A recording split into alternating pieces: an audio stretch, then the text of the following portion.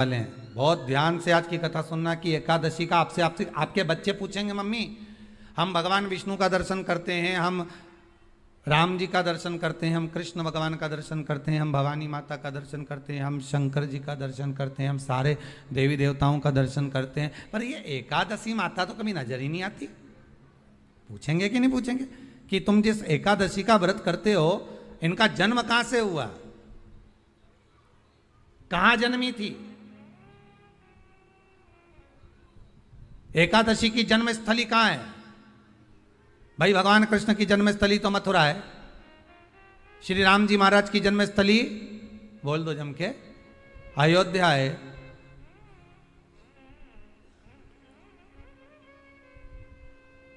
कोई आपसे पूछ ले कि एकादशी की जन्मस्थली कहां है तो आधे लोग तो बाल खुजाने में लग जाएंगे कि एकादशी आखिर पैदा कहां हुई थी, जन्म कहां लिया था, इसका जन्म हुआ कहां था, कहां जन्मी थी ये?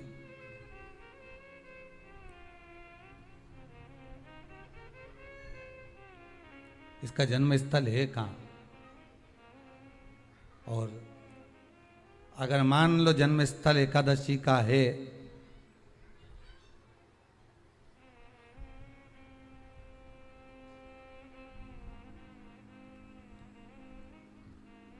और एकादशी अगर जन्मी है, उसका जन्म हुआ है और दुनिया के लोग इतना व्रत करते हैं, उपवास करते हैं, तो फिर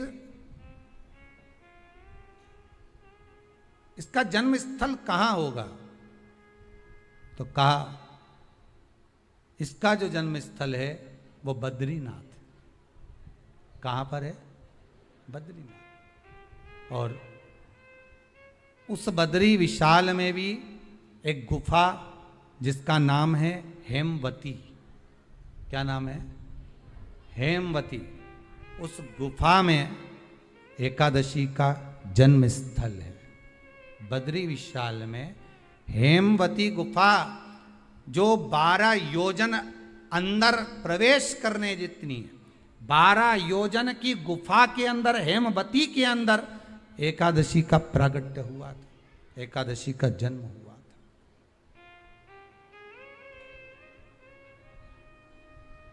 अब तो बता सकते हो ना कि कोई पूछे कि राम जी का जन्म अयोध्या में हुआ, भगवान कृष्ण का जन्म मथुरा में हुआ, और कोई पूछ ले आपका जन्म कहां हुआ, था अपन कह सकते ना सीहोर में हुआ हमारा।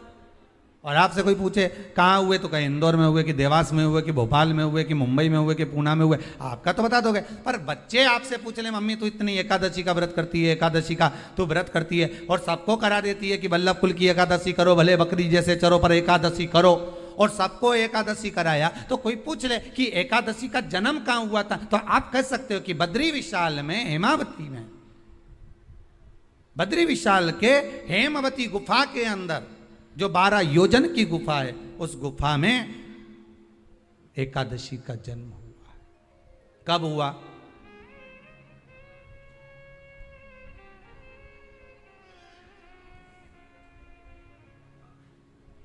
जन्म होने का कारण, राम जी के जन्म होने का कारण था रावण का संहार।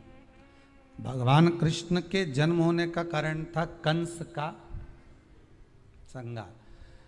नरसिंह भगवान के जन्म होने का कारण, प्रकट होने का कारण था हिरण्यकशिपु का संहार। वराह भगवान के प्रकट होने का कारण था कि पृथ्वी को जल पर लाकर ठहराना, हिरण्याक्ष का संहार।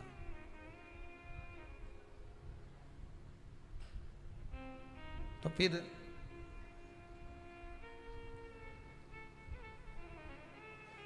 इसके जन्म का कारण क्या है?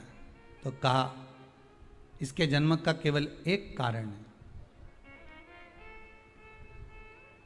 सतयुग में, अब एक और बात का बहुत ध्यान दीजिएगा महाराज, सतयुग एक बार नहीं हुआ कि तुम सोचो कि सतयुग के बाद में द्वापर, त्रेता आ गया, त्रेता के बाद द्वापर आ गया, द्वापर के बाद कलयुग आ।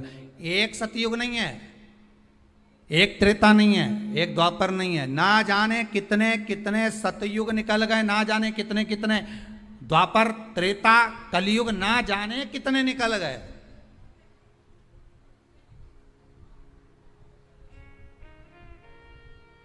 और आप और हम जैसे भी इस पृथ्वी पर ना जाने कितने, अरे जम के तो बोलो, निकल गए। पृथ्वी वहीं की वहीं है, जिस मकान में रहते हो वो मकान भी वहीं की वहीं है। बस कभी कभी एकदम प्लाट हो जाता है, फिर उस पर वापस बन जाता है, फिर क्लीन, फिर बन गया, फिर क्लीन, फिर बन गया। ना जाने कितने कितने कितने कितने जन्म हम ले चुके हैं, और हमारे भी आगे का जन्म कितने जन्म होते रहेंगे। जमीन वहीं की वहीं रह जाएगी और अपन चले जाए, बस वो जगह वहीं रह गई। जो पहले परदादाजी की थी दादाजी को मिल गई, दादाजी की थी पिताजी को मिल गई, पिताजी की थी उनके बेटे को मिल गई, उनके बेटे से उनको बेटों को मिल गई। मिलते मिलते मिलते मिलते कब वो जमीन भी बिक गई समय की अवस्था में, फिर दूसरे की हो गई। और हम सोच कर रह गए कि ये हमारा है, हम इसके लिए लड़ाई करें, झगड़ा करें। हम केवल इस जमीन के लिए, जरा सी प्रॉपर्टी के लिए अदालत में खड़े, अपना समय बर्बाद कर दिया, और जो पाना था वो छोड़ दिया।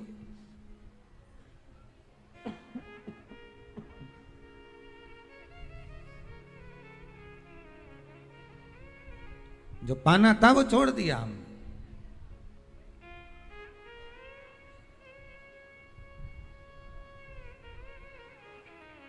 असली रजिस्ट्री तो ये शिव महापुराण की कथा है, जिसमें बैठकर आप 3 घंटा भगवान की भक्ति को जो धारण कर रहे हो, 3 घंटा जो भगवान की कथा को आप श्रवण कर रहे हो, 3 घंटा जो भगवान की भक्ति में आप डूबे हुए हो, 3 घंटा जो भगवत स्मरण में आप लगे हुए हो, बस यही असली रजिस्ट्री है, यही वहाँ काम आने वाली है। इसके सिवाय कुछ काम नहीं आएगा। धन दौलत माल खजाना सब पड़ा की पड़ा रह जाना, सब धरा की धरा।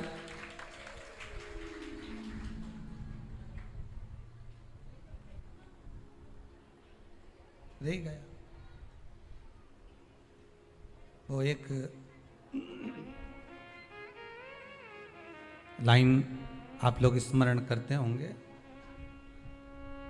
सज धज के जिस दिन